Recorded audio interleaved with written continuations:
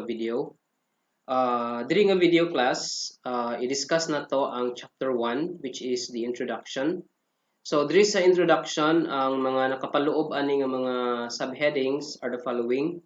So, we have the background of the study. Then we also have the objectives of the study. And of course, the significance of the study and the scope and the limitation of the study. So, isa sa pinaka tasking nga buhaton is kaning chapter 1. But as I have said, since we are not allowed to do some face-to-face classes, atuan lang ni siyang i-explain in mura og i-summarize lang nato og explain para naa lang mo idea kung unsay mga nakapaloob gyud diri sa chapter 1 or sa introduction. Okay? So as you can see class, there is a next nga page right below the second page sa kinikitawag na to og table of contents. Mo follow dahil ni si chapter 1. So again, ayaw na ninyo usba kung giunsa ni siya pag butang diri no. So naa ang chapter 1 sa taas, dili siya naka-capital letter tanan. So only the first letter is capitalized. And then sa ubos niya is the word introduction. So chapter 1 actually is the introduction.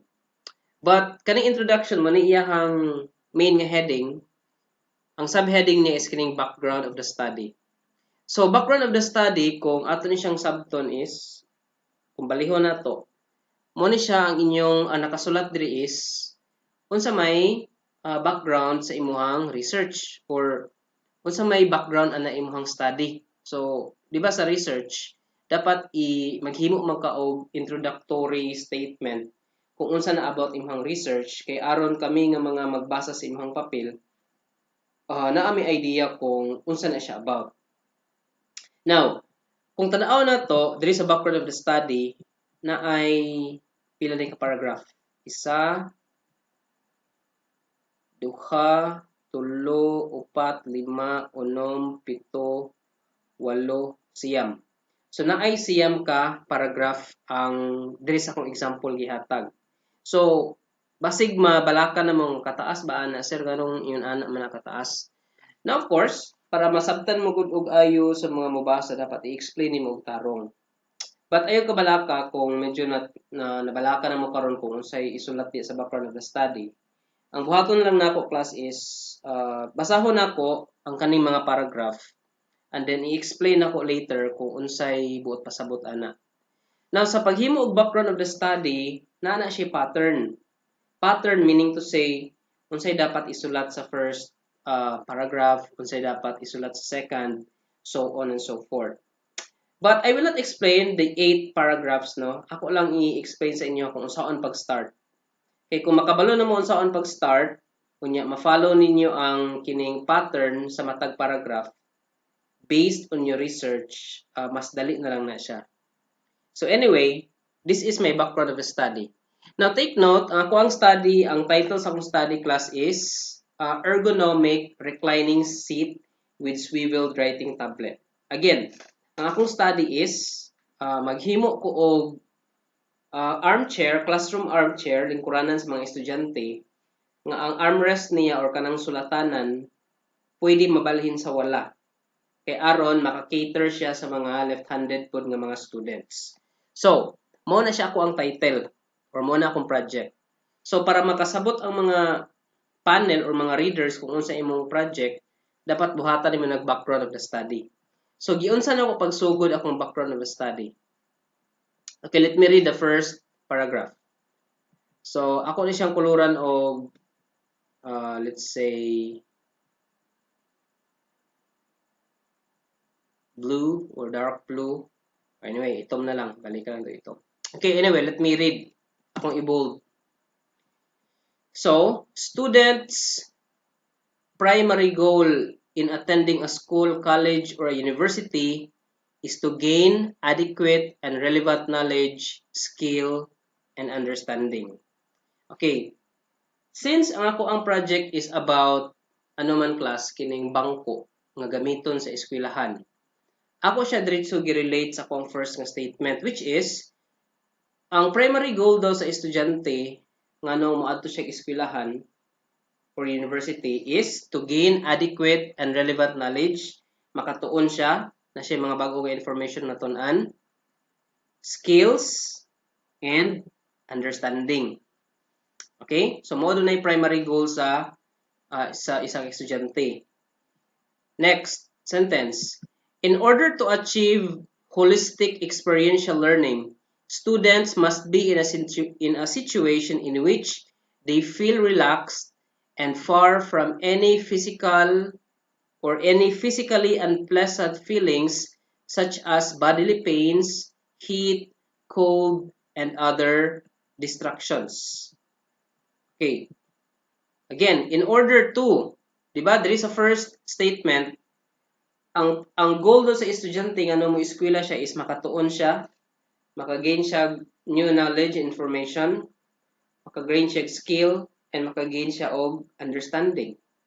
Now, aron ma-achieve na sa estudyante nga maka-learn siya, dapat ang classroom must be kadang hamugaway. Dapat ang estudyante is ihang feeling is relax. Kaya kung dili ka relax, na tendency nga to ang utok maingon sa to nga, dili ko mosabot sa lesson kay ang classroom gubot. Ang akong bangko guba, alimuot kaayo walay tarong ventilation. And usahay kung ato ang classroom is nakalingkod kag bangko nga gubaon na tendency ang imuhang lawas magsakit kay di ka katarog lingkod or pag sandig nimo na kahoy nagtibaw kay naguba ng sandiganan. So in effect dili ka maka-study. So kung tan-aw nimo kung background of the study class, wala na ako gidiretso og describe ang ako ang bangko, no? Wala ko diretso og describe nga ang akong bangko kay gamito na ako sa ani, wala.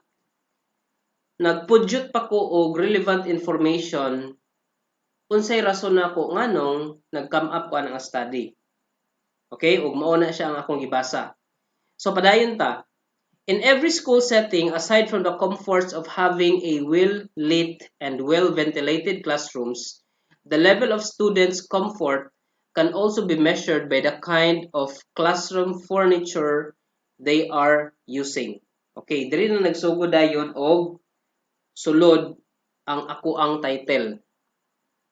Okay, di ba diri sa first sentence gi-explain diri unsay goal sa estudyante nga na eskwela siya. That's number 1. Sa ikaduha nga sentence, gi-explain niya nga unsay dapat naa sa classroom aron ma-achieve to nga goal sa estudyante. Pagka number 3 dayon class, iyang gi-specify diri nga since gi-mention sa second sentence nga dapat relax ang estudyante. So kung moingon ka og relax, dapat ang isa ka classroom well lit. Unsa nang well lit? Meaning to say dapat kompleto og suga, dili siya alumom, dili ngit-ngit. Well-ventilated classrooms, meaning na ay mga electric fan aron dili igang. So aside ana, iyang gi-mention diri nga aside from siga ang suga, aside from na ay mga electric fan aron dili igang, ang level po daw sa the level of students comfort, ang pagkakomportable sa estudyante, masukod po na siya class sa kind of classroom furniture they are using. O kung maingon gani kag classroom furniture, isa na ka-example anang furniture is ang bangko. And take note, kanang bangko or chair, that is exactly my project, which is the proposal of an ergonomic reclining seat.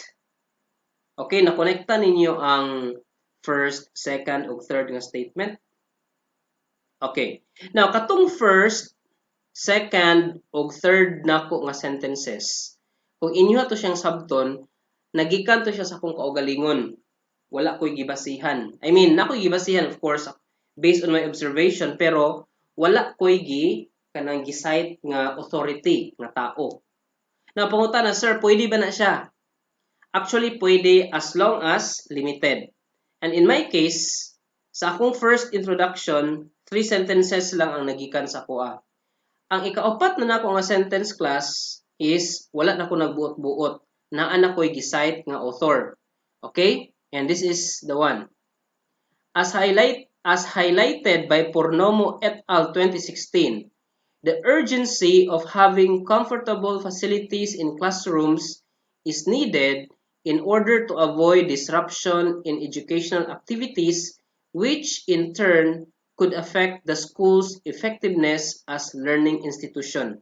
Okay, again, akong gi-mention diri nga as highlighted by Pornomo et al. So kinsa man ni si Pornomo et al.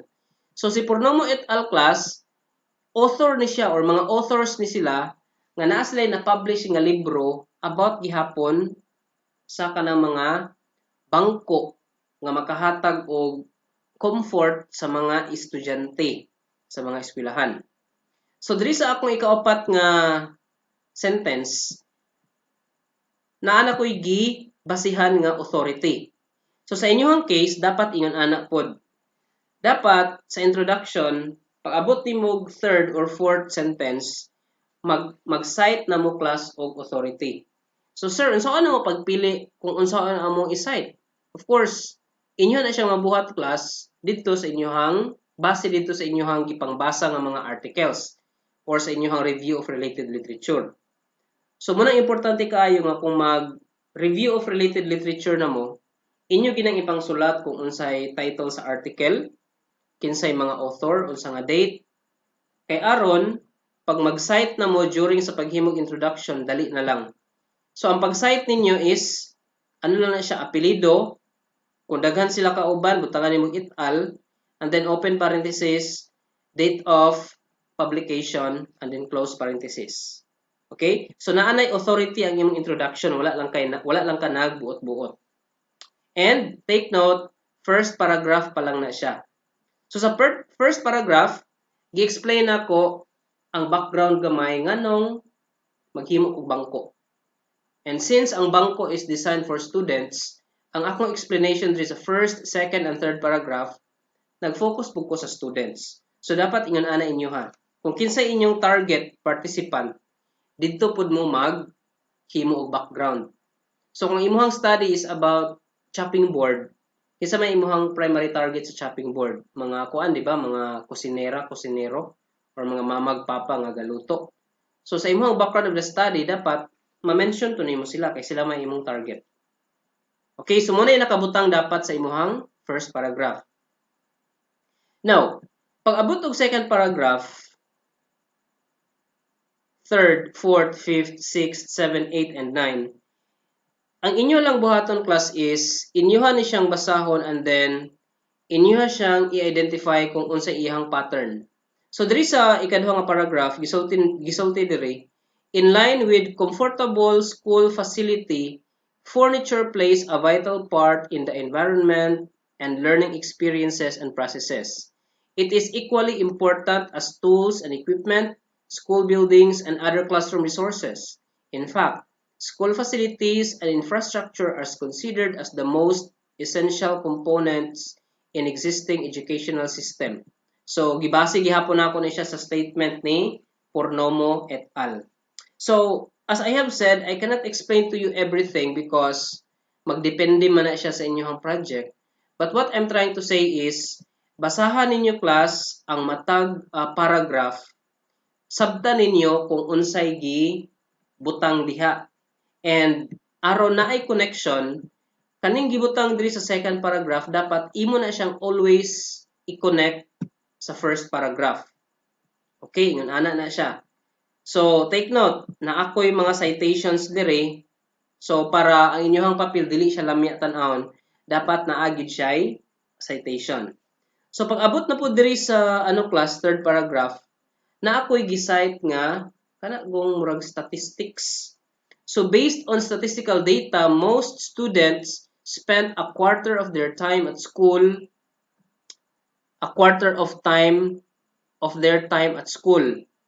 by Oyiwole et al. 2010. So sir, unsa may pasabot ana? Na ako'y gipang kuha nga mga supporting information nga gipang sulti sa mga nagdaan nga mga researchers in connection sa ako ang statement diri sa third paragraph. As I have said, ang tanang paragraph, they must be interconnected. Okay? Dapat connected na sila tanan. Alright? So, all you need to do is, ano lang yun? Isa lang yun ako mahatag sa inyo nga hint. I don't know kung mag-gets ninyo, but para masabtan ninyo ni, ayaw sa mo diretsog himo sa inyohang papel without reading the example. Kaya kung inyohan ni siyang basahon, unya masabtan ninyo ang pattern, dali na lang dayon kaayo na ninyo ilisan sa information nga related sa imong project. Okay? So sa introduction, again, ang first few sentences, pwede pa na siya imuha. Ang importante lang is, tinuod pa na siya based on your observation. But the succeeding paragraphs, dapat, dili lang ka magpataka lang yaw-yaw class. Dapat na kay mga citations. O kaning mga citations, dili man na siya mahimo kung dili ka magbasag mga articles or di ka mag-research og sa imuhang review of related literature. Now, ang paghimo pa lang sa introduction is medyo libog. So, tinuod na siya. Pero again, if inyo lang ning basahon, pangitaon ninyo ang pattern, mas madali na lang na siya. Okay? So, I suggest you read the example, you determine the pattern, pag ma-determine na ninyo, ilisi dayon og information based sa inyong project. Okay? Maura gina akong hint nga mahatag ninyo. Okay. Sa paghuman sa introduction, by the way, class, ang introduction, pinakataas na ng 2 pages. So, ayon na siya ipalapas og 2 pages. Walay muhatag introduction nga tunga lang sa papel. Okay? Lamya kay na siya, meaning to say, wala gid ka nag-study. So, 2 pages will do. Okay. Sunod sa introduction is the objectives of the study. So, kaning objectives of the study, take note class kay ano man siya, proposal pa man na. So, dapat futuristic ang inyong objectives. So, ayun na ni Elise. Sakto na ni. This project study intends to, okay, take note, ang gisumpay din diri is, develop an ergonomic reclining seat with swivel writing tablet. So, sa inyong case, ilisa ni mo ning ilisa ni mo ning ergonomic reclining seat with swivel writing tablet sa imuhang kining title. So, ibutang nato, balik ta ganina, example, this project study intends to develop a 2-in-1 chopping board. Okay, yun ana ha. Okay, basig, piyakon gyapon ninyo ni. Sa ubos ana, specifically, it is aimed to execute the following objectives. So, ayun na ilisi. Now, sa objectives class, uniform ta, tulo lang kabuok. Kaya nga nang tuluman. Kaya kanang tulo ka objectives, posible na siya nga achievable. Meaning to say, posible siya nga ma-achieve. Ayun ang maghatag o dagang objective kay the more objectives imong ihatag bot pasabot, mo na siya imuhang dapat ma-achieve. So, basig maglisod ka. Okay, ang first objective, design and develop an ergonomic reclining seat with swivel writing tablet. So, sa inyong case, imo nang ilisan. Balik ta sa example, design and develop a 2-in-1 chopping board. Okay, nga na lang. Then followed by semicolon. Ikaduha, test the project in terms of functionality and durability. Now, kasagaran class sa mga project, ang pinaka-common niya nga test ana is, i-test gini mo ang functionality. So, dapat, kaning functionality, standard gini siya. So, pwede nga functionality gihapon inyong isulti. Kay, of course, what is the point of maghimo kag project unya dili day mo function, di ba? So, functionality is number 1. And durability. Now, karing durability, may pasabot kung lig-on ba ibuhang project. Kung ibutang nato, kung base ko sa imong chopping board ng example, kana ba imong chopping board is, dili ba siya maliki pag magtagtad kung dagko nga karne. Okay, so durability kasagaran po din siya ang standard. So, kung imong project, moigo siya ng functionality and durability, pwede imuha ning kopyahon. Pero kung dili durability ang imuhang isa ka factor, pwede po na ilisan. It depends upon your study. And number 3, revise defects found during testing. So, kaning number 3 class, ayaw ninyo na ilisi. Pareho ra ni. So therefore, sa objectives, ang dili na ninyo ilisan is kani nga statement, design and develop. Nya ilisan na din nimo sa imong title. Ang number 2, pwede nimo na i-follow functionality and durability. Pero again, if dili ka ganahag durability, pwede nimo na ilisan. Pero kaning functionality, standard na siya, ayaw na ilisi. And number 3, revise defects found during testing. So, dili na siya ilisan. Okay? That is the objectives of the study. Sunod sa objectives of the study, natay gitawag og significance of the study. So, ang significance of the study class, imong isulat diha kung kinsa to imong mga target nga respondents. In my case, since maghimo ko og bangko man nga pang-eskwelahan, of course, ako mga target ana is mga estudyante. Now, nalang ko gipili nga duha ka klase nga estudyante or tulo di ay. Ang nag-focus ko sa junior or senior high school students and college students. Now, kung imuhang topic is about chopping board, palihog lang sa significance of the study, ayaw butangi diha og students. Not unless kung estudyante nga mga major o FSM ang isa sa imong target sa imo nang ibutang diha. Okay? So, sa ako ang case, akong target is junior high school students, college students, teachers. Sir, nga na-appeal diha ang teachers. Of course, kanato ang classroom sa una class nga wala kay COVID, ang kanato mga ginalingkuran na maginay sobrano mo po na ginalingkuran diha sa uban teachers kung walay bangko available, di ba? And then future researchers. So, i-consider po ninyo sila kay sila man ang magpadayon sa inyong study. Now, right after writing the respondents, na explanation ana nga gibutang. So, junior and high school students from both government and private schools can benefit to the study. Once materialized, blah blah blah blah blah blah. So, sa inyong case, ilisan lang ninyo sila class og explanation kung kinsay imuhang target. So sa pag-explain ninyo, again, basaha kung giunsa siya pagsulat, and then pangitaa ang pattern, ilisi dayon og inyuhang information based on your study. So dali ra ni siya. Sabta lang kung unsay dapat nakabutang diya sa significance of the study. Okay? Then, lastly, under aning nga chapter, after the significance of the study, nakabutang diha is the scope and delimitation of the study. Now, kaning scope and delimitation of the study class, ang iyang gitukoy ani is kung asa kutob ang functionality or asa kutob ang mahimo sa imong project. So, let me read the example. So, the ergonomic reclining seat with swivel writing tablet has unique key parts and features. The seat's assembly include an armrest and writing tablet, which can be swiveled from right to left or vice versa using the swivel mechanism. The backrest inclination can be adjusted to 20 degrees by pulling out the side support braces from its base hole and by fastening it to the secondary holes found on the adjustment mechanism. The seat's buttress can be rotated 360 degrees through its pivot mechanism. The seat can then be easily transported by utilizing its casters.